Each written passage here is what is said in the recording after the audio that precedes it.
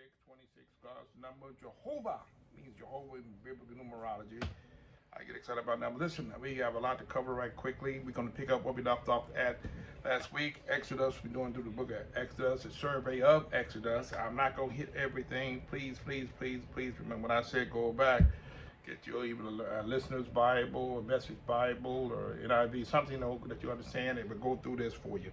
Now, we're going to talk a little bit today about the tabernacle. The tabernacle in this book, the book of Exodus, with Moses, one part of the Torah, it encompasses quite a few chapters. Of all the chapters in this beginning of Exodus, this 15 chapters from the 26 all the way to 37, 38, it talks about the tabernacle. And when God talks about something so extensively in the book, it must mean something. So I'm going to spend some time, go over it as quickly as I can, expeditiously. Now, I must confess to you, some of this won't mean very much to you. You probably know what's the meaning of it, why I'm going over that. It's the Old Testament, it's the Torah, has nothing to do with us, salvation. I'm dealing with some other issues today that has nothing to do with a tabernacle that was 1400 or 2,000 or 3,000 years ago, 4,000 years ago. It's the Word of God. Hopefully I can answer some of those questions for you today. Let you know there's significance in everything that God does. So we're going to start out reading Exodus 26 chapter, and I'm going to spend most of my time trying to go over some of the stuff in the tabernacle for you, let you know why we even talking about it. Okay, Exodus 26 chapter said, moreover, thou shalt make the tabernacle with 10 curtains of fine twine, linen, and blue, and purple, and scarlet, with cherubims, cunning work shalt thou make them. Number 2, the length of one curtain shall be 8 and 22 cubits. Cubits is 18 inches from your elbow down, 18 inches. We're not going to do a lot of the into cubics, but it's what 1 cubit is 18 inches. So basically, if you understand what it's saying here. The breadth of one curtain, 4 cubits, and every one of the curtains shall have one measure. The 5 curtains shall be coupled together one to the other, and other 5 curtains shall be coupled one to another. The 4th verse says, and thou shalt make loops of blue upon the edge of one curtain from the selvage in the coupling, and likewise shalt thou make an uttermost edge of another curtain. I'm reading one more. Number 5 says, 50 loops shalt thou make in one curtain, and 50 loops shalt thou make in the edge of the curtain. That is some coupling, and of the second, and the loops may take hold one of another. Now, there is a whole lot of specifications that God gave instructions to Moses on this. This is very, very serious about how God did it, and I'm going to try to go over some of that with you about this tabernacle. Number 1, why the tabernacle? The tabernacle, in essence, what it was a movable tent, a meeting. It was God commanding Moses to build. God wanted to dwell among his people, so he had him do what is called a tabernacle. Even though the most important part of that was the Ark of the Covenant. I don't know if I have time to get into that with you, but the tabernacle really housed the Ark of the Covenant. He wanted to have fellowship with them and to be able to communicate with them. Now, when they came out of the Babylonian out of the Egyptian captivity all those many years, God now, he's in the wilderness. And God gave Moses specific instructions how he can always dwell among them. God always wanted to meet with his people. God has always wanted to dwell with his people. So this was one way God was doing it. Even though they screwed up, and when Abraham went up in the mountains with those tablets, he came down and saw Aaron building calves for these people, and he threw the tablets down, and God knew all of that, but he's a part of it. Even then, God still wanted to dwell. He gave him a second chance, and then Moses had to go back there, to carry the stones back up himself, and God carved out the 10 Commandments again. It's so much into this. I don't have time to, those that are not Bible scholars, I'm not getting involved with this extensive study. I'm sorry. I promise it's part of the book Exodus, and I have to go with at least this one, and I won't probably bore you with a lot of this other stuff again, but it's very important to me, okay? So that's what the purpose of the tabernacle was, for God to dwell among his people. It was a courtyard, and the courtyard on the dirt. It was constructed according to the pattern that God set up for them to do. It wasn't set up by Moses. Got to keep that in mind. God told Moses what to do. We study the tabernacle. Why we do it? Because of the purpose of that, to understand the steps that God laid out for a bunch of sinful people. I told you, and God wanted them to know how they can approach God's, come to God on His throne. It said the tabernacle was built 1440 BC, 1440 BC before Christ, and it was a place where, like I said, where God dwelt with His people for 400 years. Okay, and it was used from the time of Exodus until the time of King Solomon. So that tabernacle was stayed around a long time till King Solomon built that temple. That cost a whole lot of money. That's what they dwelt in. That's how they dealt with that. That's how they met God.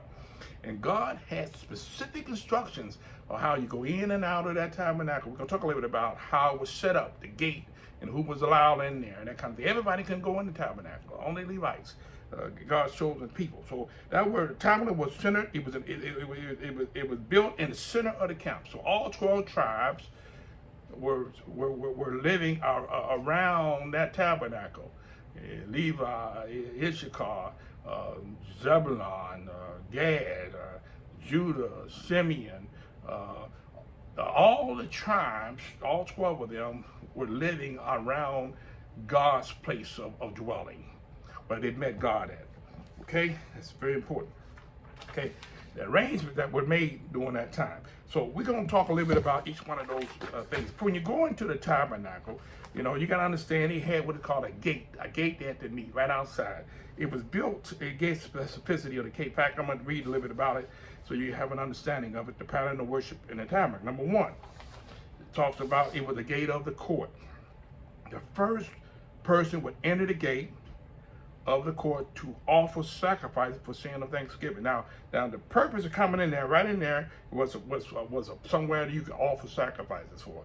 So we're letting you know before you do anything for God, have any relationship with God, something, I won't say has to die, but something has to pay ransom for relationship at that time.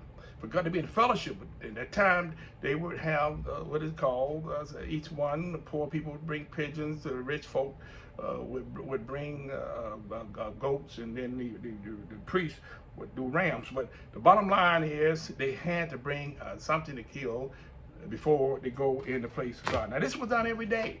They had to go there to burn sacrifice for their sins. You know, and I want you to understand that. That's what the significance of that, because God knew that they, every day, and that's those who act like they got it all together, Bible, that was born in sin, shaping in iniquity, even our best righteousness is filthy rags, even those that are saved.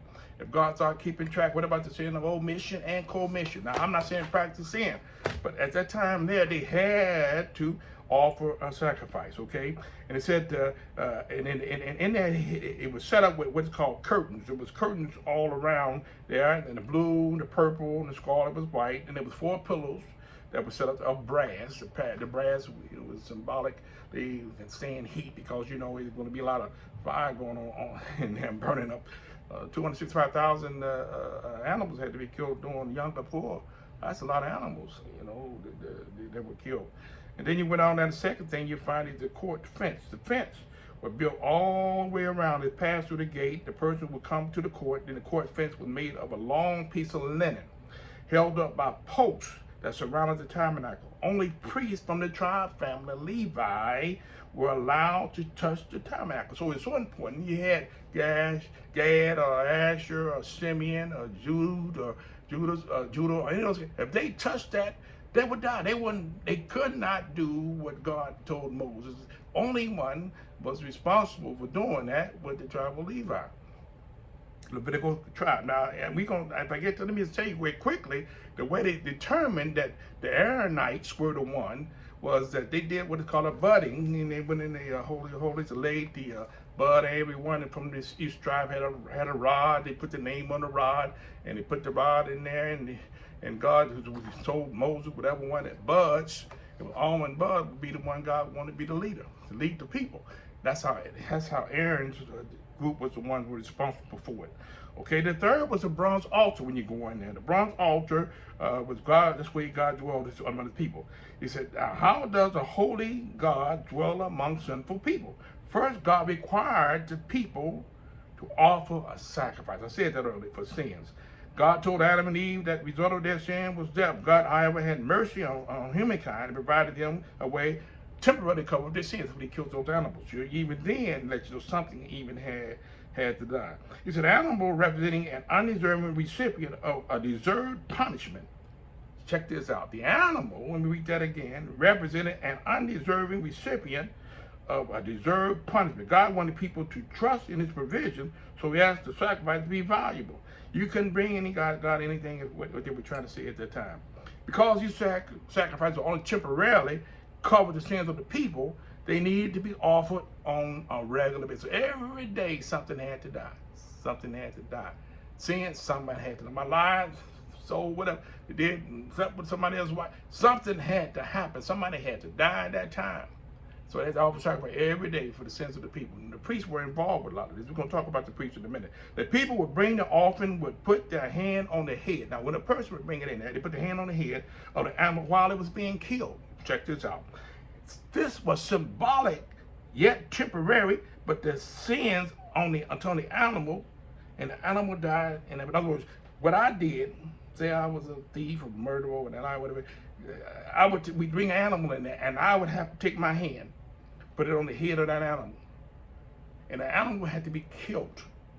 And whatever I done, whatever the sin that I committed, goes on the animal. That's the way they did it in those days, and had to happen every single day. That's what's in the tabernacle. Now we ain't got in the Holy of Holies where God dwells and cherubims and all that kind of thing. No. This is before we even get there. This is on the outer court. Okay, you need to understand. And the Bible specifically gave instructions.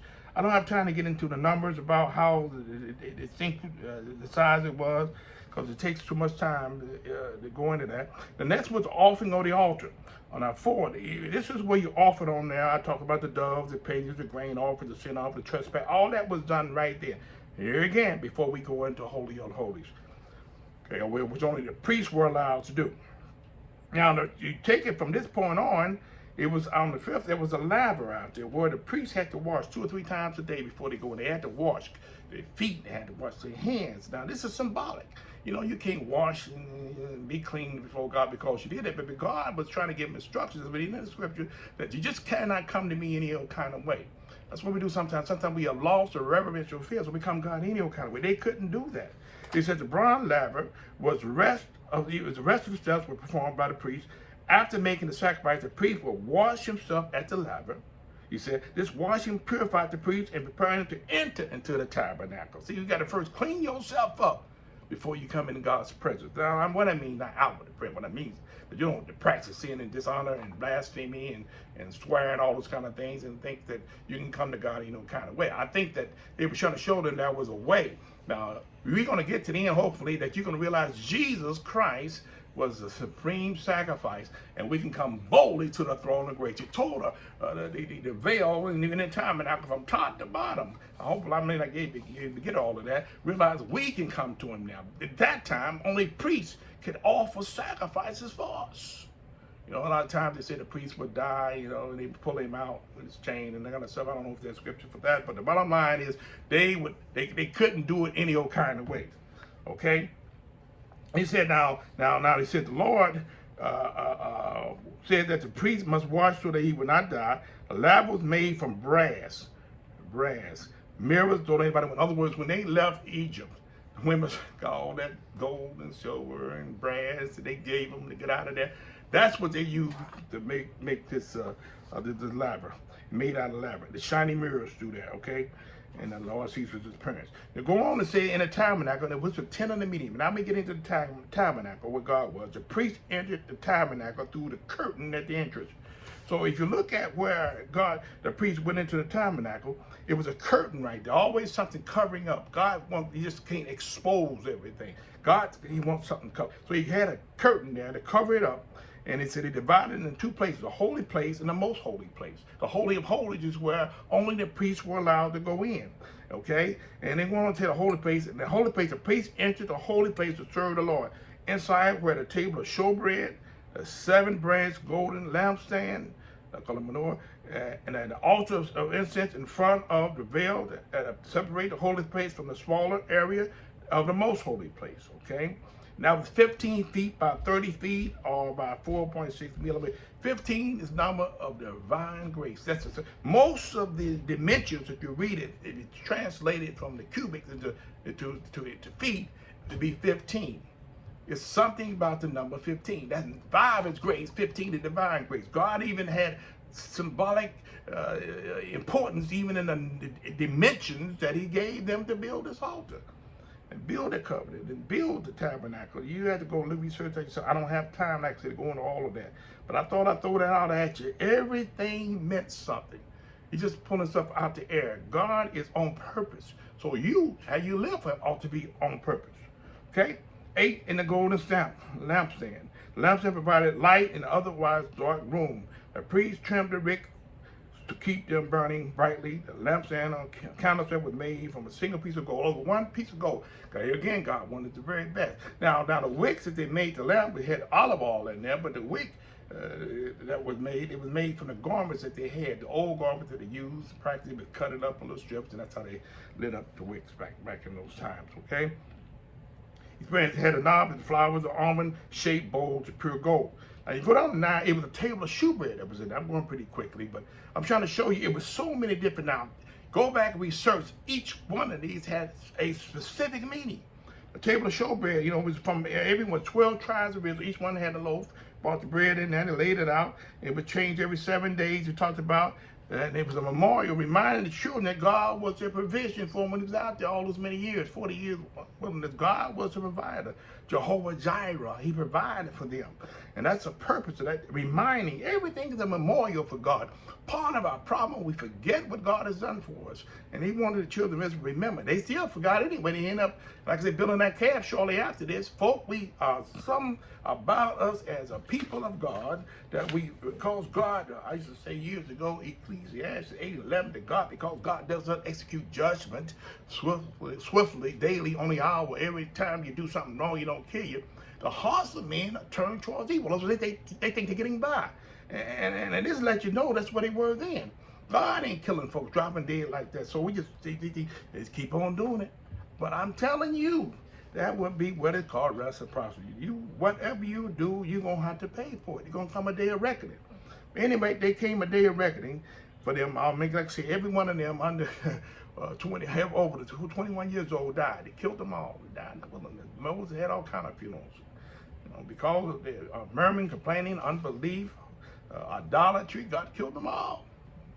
Anyway, 21 years and younger, they made Caleb and Joshua was only 2 older ones, but everybody else left there because of that.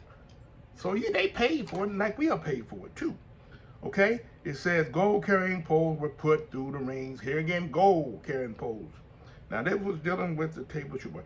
Altar of incense. This is important. High priest burned incense to the altar every morning. In other words, there was an altar there of incense that they had to keep burning. The priests had to make sure it's burning all the time. I'm running out of time too.